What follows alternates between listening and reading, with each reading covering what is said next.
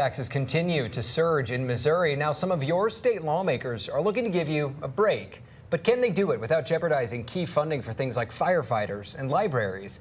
First Alert 4's Hannah Falcon reports from Jefferson City. No summer break for these Missouri lawmakers.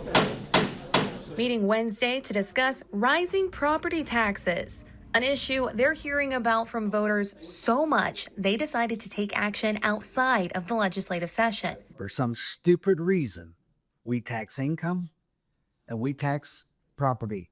Those are aspects of the American dream. No one likes to pay taxes. I don't like to pay taxes. I want to be equally protective of our taxing entities.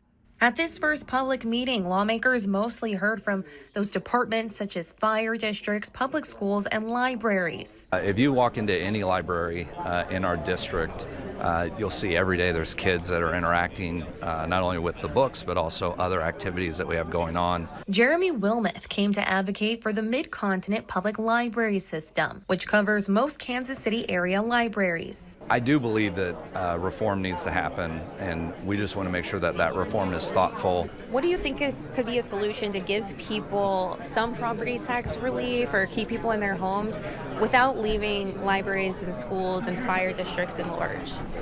It's a really tough question. I think that's why this committee is here.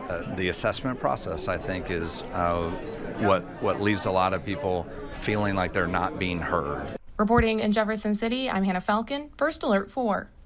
The State House Speaker pitched the idea of another special session to work on property taxes, but today the committee chairman says that is unlikely. But next month you can give your input. There will be a hearing on property tax reform in Clayton on August 20th at the center of Clayton Rec Center. And if you missed it on your First Alert 4 app, this is exciting. The